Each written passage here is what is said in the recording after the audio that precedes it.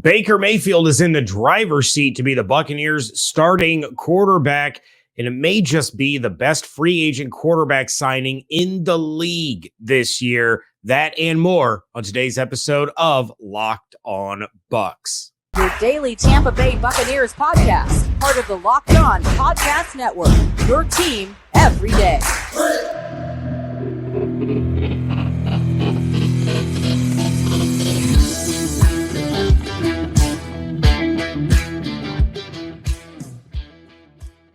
What's up, and welcome to the Locked On Bucs podcast, part of the Locked On Podcast Network, your team every day. We are your daily podcast covering the Tampa Bay Buccaneers. Please subscribe or follow for free on YouTube or wherever you listen to podcasts so you always get the latest episodes when they drop. I am James Yarko, deputy editor of SB Nation's BucsNation.com. Joined by my Wednesday partner in crime, one Mr. Evan Klosky of 10 Tampa Bay. And of course, you can follow all the action on Twitter at Locked On Bucs, at JYarko_Bucs, and at eKlosky WTSP. Evan tells you what his highest priorities are in the draft in a reaction to David and my power rankings on Monday.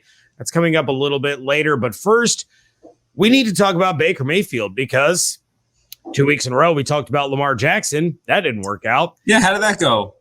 How did that go? It went beautifully.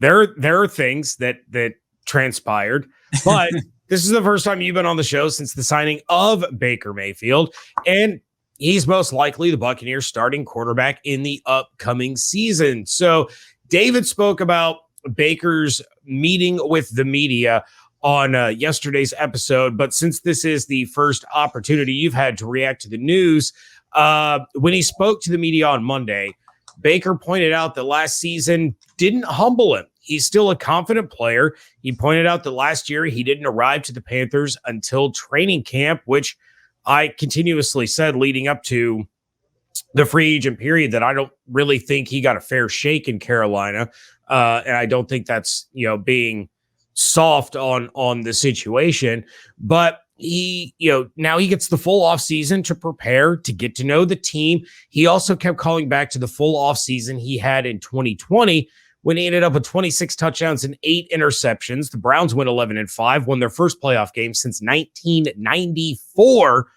So is that the kind of Baker Mayfield that you think the Bucs are going to get under a Dave Canales offense? Or is it going to be more like the 27 touchdown, 14 interception, the 17 touchdown, 13 interception iterations of Baker that we have also seen?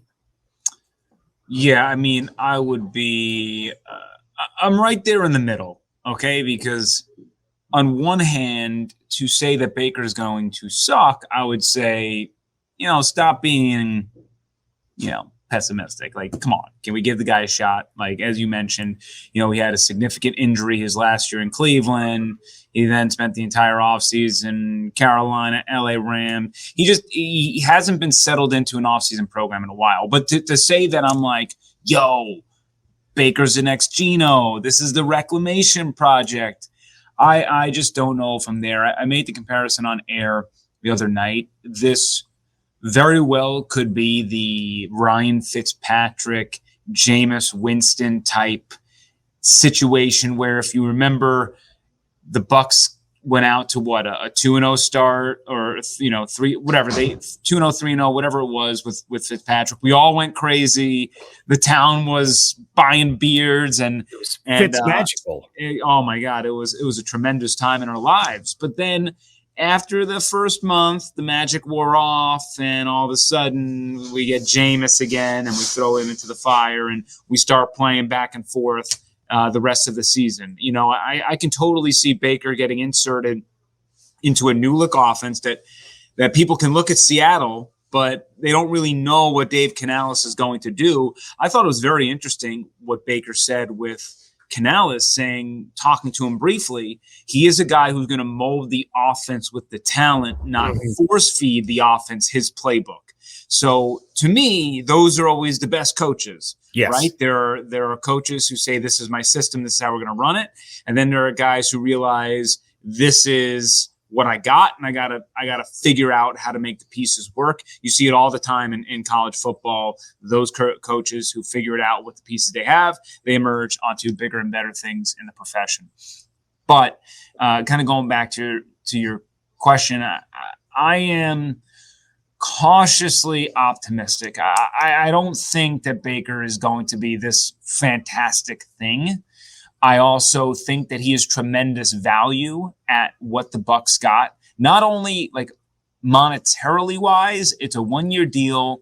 There's 0 strings attached. If he reaches the incentives, great. The Bucs had a wonderful season by preseason expectations. I mean, if he hits that, like, I think all fans will be happy. I think the organization, the front office will be happy. And if he doesn't, who cares, right? I mean, like, so it didn't work out, and we got to see Kyle Trask for an extended period of time, which then probably leads you into a crappy season, which then leads you into maybe Caleb Williams, Derek May, a Drake May, all those Bo Nix. Yeah, I mean, there's a better QB crop next year, in my opinion, than this year. So I'm all for that, in my opinion. So,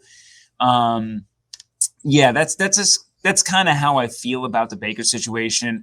The number one takeaway I had, though, was he was humble, affable, and really didn't play any games. He wasn't here with a big old chip on his shoulder.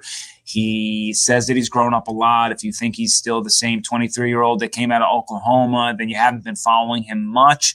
He emphasized he's a great teammate. These are things that we have heard from former teammates, guys in Carolina, guys in LA, guys in Cleveland. I mean, they loved Baker.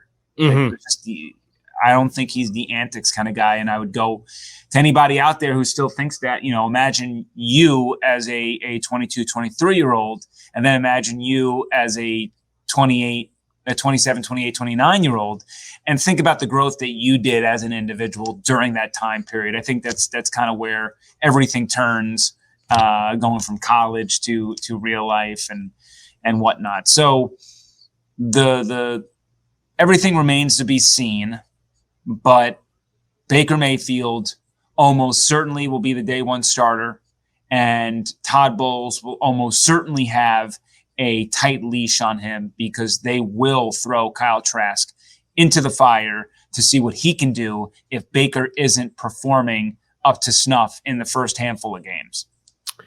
Well, and you take a look at the free agency landscape, right? Derek Carr gets 4 years, $150 million. Daniel Jones inexplicably gets 4 years, $160 million. Jimmy G, 3 years, just under $73 million. Even Andy Dalton and Jarrett Stidham getting 2 years, $10 million. And Baker is as accomplished when you take a look at postseason success as Derek Carr or as Daniel Jones. Pretty much all of them have about a 2-to-1 touchdown to interception ratio. All of them are, between 60 and 65% completion percentage. In Daniel Jones, in one fewer season, has 40 fewer touchdown passes than Baker Mayfield, and is, again, inexplicably somehow getting $160 million. Not all guaranteed, but still. Yeah, a lot of that's fluff money, but way too much money for Daniel Jones. So, real simple question, Evan. Do the Buccaneers get the best deal on the quarterback market, getting Baker for under $5 million guaranteed, when basically similar players are pulling in $30-40 million a year now? Arguably, yes. I would probably say yes. I mean, we'll see what happens with Lamar Jackson if he ever gets traded for 2 first-round picks, because I don't care what the deal is. That's a steal. Franchise quarterbacks don't grow on trees, and if Baltimore is going to be stubborn with that and let him walk away, then, we can revisit it. But from a value standpoint and where the Bucs are with their cap situation, it is hard to imagine that they could have done any better than what they did in Baker Mayfield. And I think at least there is a ceiling with Baker. This is also very clearly his last opportunity in the NFL. So as a starter, that is. So it's sort of an arranged marriage. because the Buccaneers need somebody who can compete on a cheap price, and Baker needs a team to give him one more shot. And it worked hand in hand. So help me help you. And hopefully it works to everyone's benefit. What that ceiling is, I'm not 100% sure, but I am very intrigued to see Baker Mayfield go through an entire offseason program. That does intrigue me. People helping people, it's a beautiful thing. By the way, fun fact, Baker Mayfield undefeated against the New Orleans Saints. The Buccaneers have plenty of roster holes left to fill. So what remaining free agents should they go after? That is coming up next here on Locked On Bucs, part of the Locked On Podcast Network, your team every day. In today's episode of the Locked On Bucs podcast is brought to you by our friends at FanDuel. The midway point of the NBA season is here, and now is the perfect time to download FanDuel, America's #1 sportsbook, because new customers get a no-sweat first bet up to $1,000. That's bonus bets back if your first bet doesn't win. Just download the FanDuel Sportsbook app. It is safe, secure, and super easy to use. Then you can bet on everything from the money line to point scorers to three-pointers drained. Plus, FanDuel even lets you combine your bets for a chance at a bigger payout with same-game parlays. And if you don't know what to bet on, pick a game, ask me, do the opposite of what I say, and you will win. 100% guaranteed. Yep. Don't miss your chance to get your no-sweat first bet up to $1,000 in bonus bets when you go to FanDuel.com/locked-on. That's FanDuel.com/locked-on to learn more. Make every moment more with FanDuel, an official sports betting partner of the NBA. Thank you again for making Locked On Bucs your first listen or view of the day. We are having ourselves a grand old time here on WTSP Wednesday. And the Buccaneers made a few signings through the first week of free agency with outside additions like Baker Mayfield, who we just talked about. You got Greg Gaines also coming over from Los Angeles. Baker talked about his first interaction with Greg in the Los Angeles locker room, and he's really excited to be a teammate with him once again. Then Chase Edmonds coming in to help the stable of running backs there. There was only Rashad White and Keyshawn Vaughn. So you have one more. You expect the Buccaneers to still address that position either in the draft or free agency. But there are plenty of holes to fill on this roster. So, Evan, the Buccaneers have done some great bargain bin shopping. They are going on a Black Friday, Cyber Monday bonanza with these deals. So what are some other potential bargain signings you could or you would like to see the Buccaneers make? Yeah, first off, let's start with people you can bring back, because I think William Golston, though not an explosive player, is a tremendous veteran, been around Tampa a long time, knows the Todd Bowles system. He's somebody I think that's important. If you're going younger and you're infusing talent, and I'm assuming you're going to bring in a young guy at that position, having a guy like him to help you out, that's important in the room. To the same degree, Carl Nassib, I thought he showed flashes last year of impact ability. He got hurt there towards the end of the year, but I have no problems with him either. They need rushers, they need depth, so that's a position of need. Keanu Neal on the cheap, I'd bring back. I doubt that Logan Ryan's going to want to come back to a non-Super Bowl situation, but he's, again, another good depth piece. So first you got to look internally of these guys, and I don't think a lot of them are going to cost too much. Logan Ryan might be, if he wants a little bit more, then it is what it is. Thank you for coming on last year. I'm a little bit interested in trying to find a speed receiver to compete with Scotty Miller. If you do bring back Scotty, they need somebody to stretch the field in some regard and provide some sort of explosiveness. And not that Dante Pettis is a sexy name. Certainly not. But I think going back to his college days at UW, he has great size, great speed in that package. I'm just wondering if you can unlatch something there. Again, very cheap. I don't even know if he would make the team, but he's someone that I would bring in. I would love to see what that looks like. Another guy is Jason Verrett. He constantly injured, tore his Achilles last year after coming back from another injury. Hey, let's bring you in. You have no rush to come back. Let's ease you into this situation. You'll be depth behind Jamel and Carlton. As I've always said, Carlton has never played a full season. You're probably going to find some time. If Carlton gets banged up towards the middle of the year and you can kind of get yourself back into the groove, I would also try to bring Jason Verrett into a deal where you have an option to bring him back into 2024. So again, they need depth on defense all the way around.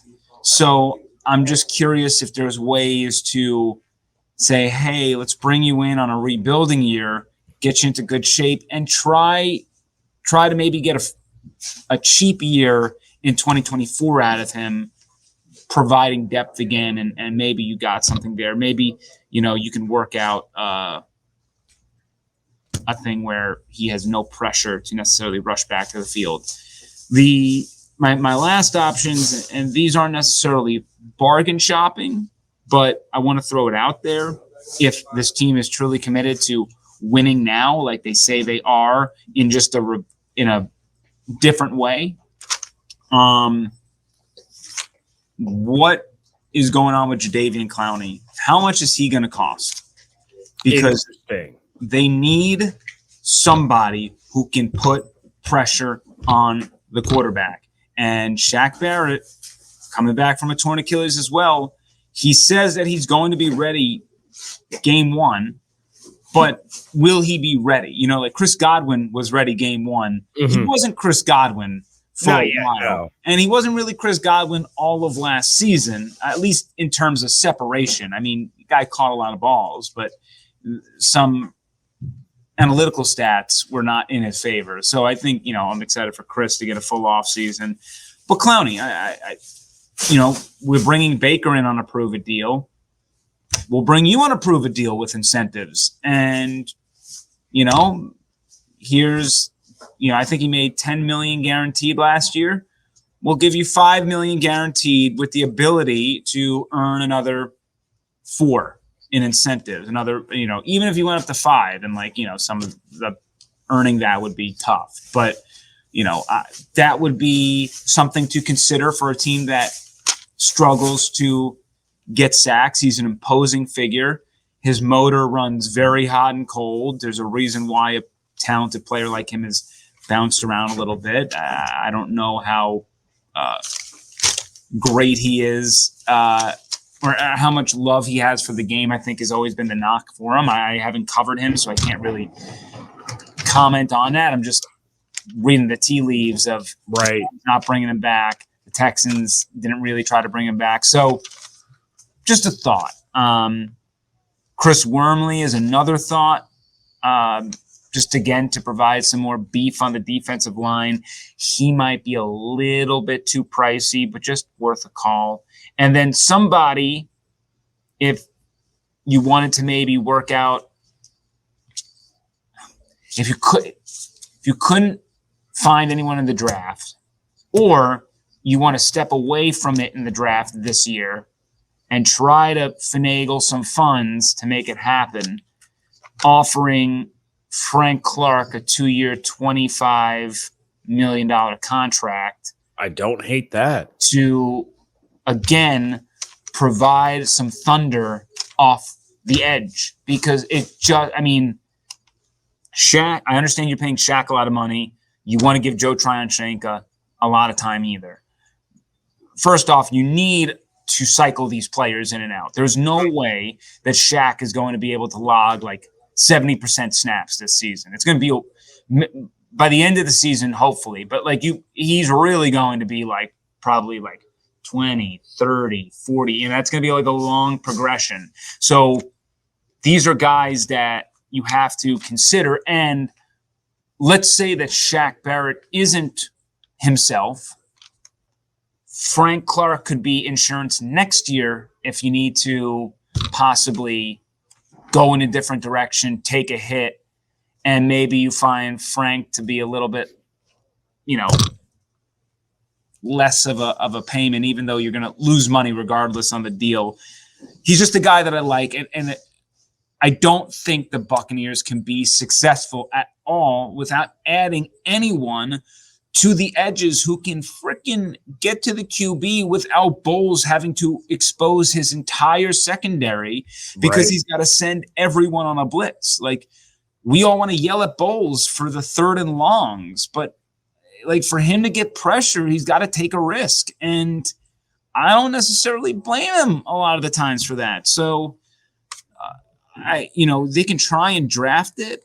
They're going to have to. But even if you draft it, they're going to need a veteran to look up to, which they have in Shaq. And JTS is going on his 3rd year. But, I don't think there's anything wrong of bringing in established presence, somebody who can, who's been there and done that and has been successful doing it. So to me, those are just some thoughts that I have.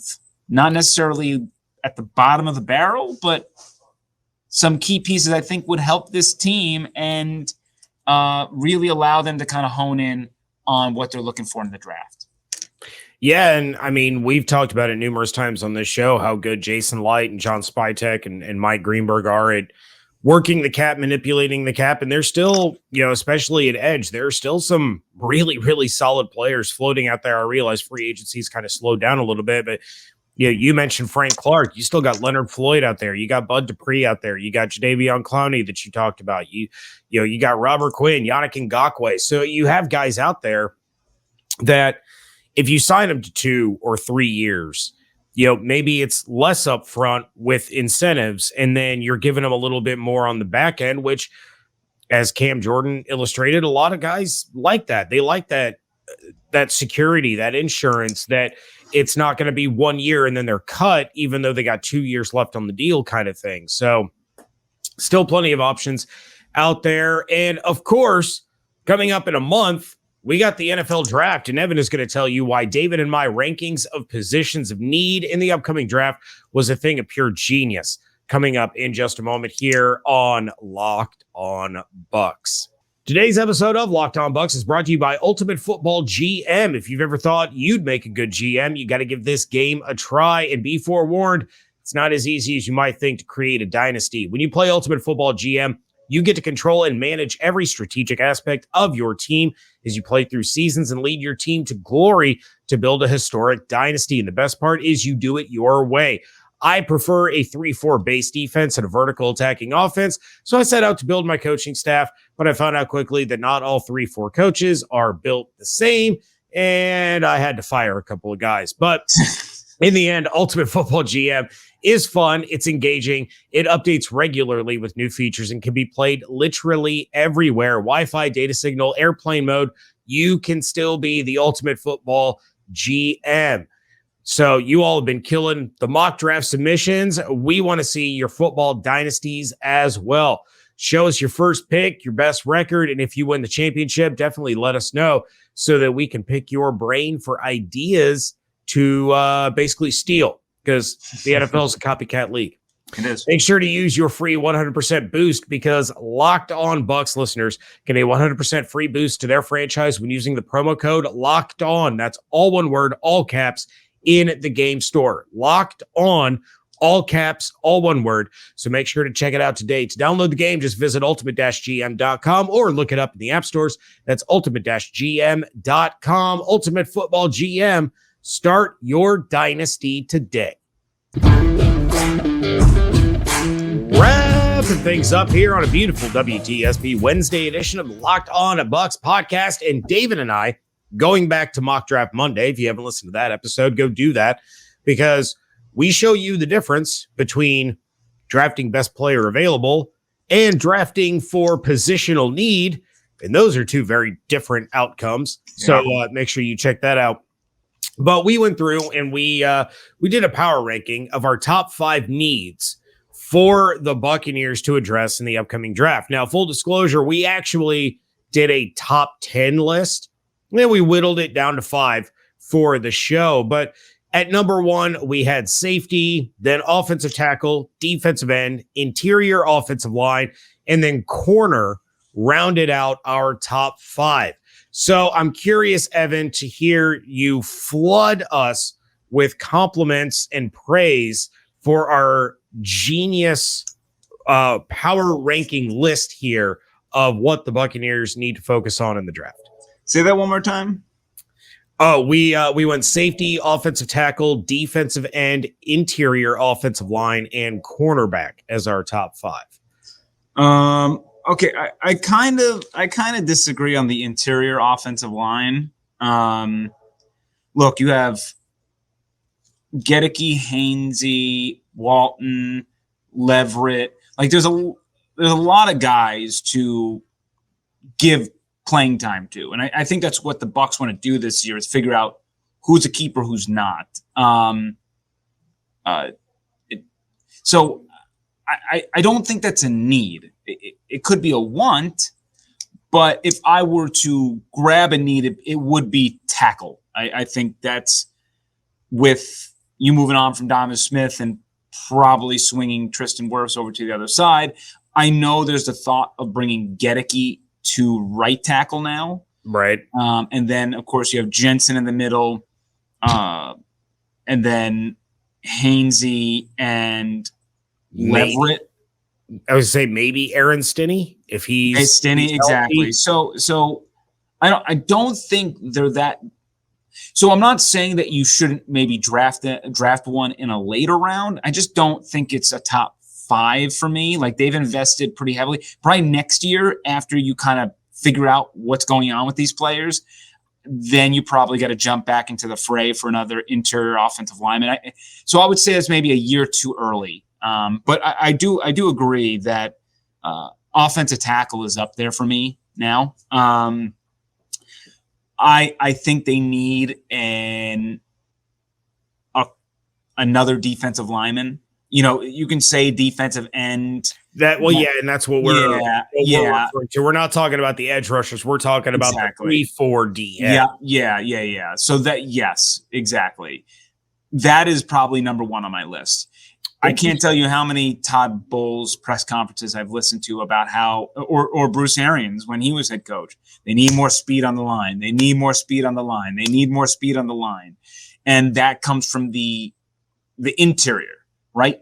Vita Vea should not be leading your team in sacks, but also Vita Vea is there to stuff the run. And if he can just worry about stuffing the run and you have somebody else there to help him, then now you got a killer 1-2 punch. I mean, that's why the Bucs were so dominant in 2020 when you had Vea back for the Super Bowl and then Shaq Barrett also out there.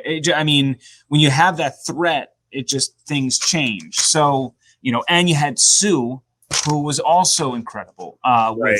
And you would hope that Logan Hall takes a big step forward. You brought in Gaines, who's kind of the block eater. But yeah, you're right. They need more speed. And if Logan Hall doesn't develop the way that they think or they thought he would, then you're kind of stuck at that spot. Yeah, I have to understand what's said inside that room about Logan Hall and whether they said, you know, we used it last year on him. We're going to go in a different direction and give him another year before cycling back. But I don't see how they can be a successful team without one. They need a linebacker. I don't know what's happening next year. Levante, maybe he's on a one year type track that Rondé Barber was doing. But with him and Devin White, a question mark entering next season, they need somebody as a depth piece. I mean, they got nobody. Like if Levante didn't come back, they were screwed, big time screwed. So I think they need a linebacker, and that's not to say that they need one for this season. They need one, period, because you can't be entering next year with two of those guys gone. Like, you just need to prepare yourself properly. And then, I have defensive back, like, safety, a slot corner. One of those guys has to be in the mix. If a speed, I think it would be really interesting if they went with a Zay Flowers, Jackson Smith, and Jigba in the first round. I think that really adds an element to this offense they've missed since Antonio Brown. Having said that, is that at the top of my list? I don't think so. But yeah, they need to get quicker on the defensive line, defensive end, whatever. They need a linebacker for depth purposes and possibly starting next year. And then I would say they need they need some sort of defensive back, probably two. And this is the draft. This is a draft to do it. So a lot of great DBs out there, safeties. So I would invest, and Jason Light has invested heavily into secondary pieces throughout his career. So usually third, fourth round, that's kind of where he dips into the DB well, which we saw again last year with Zion McCollum. So I would expect a similar route this year, and then eventually towards the back end, grabbing a tight end. That Dave Canales probably needs a few of them. Yeah, well, they could use half their draft picks on defensive backs, and it may still not be enough. I would not be opposed to a full defensive draft. Yeah, outside of maybe a tackle, I would be all in on it. The depth chart at safety is Antoine Winfield Jr. Which I would imagine you are going to bring back next year in a big contract. Oh yeah, right. So yeah, and that's going to be a fun social experiment and discussion to have.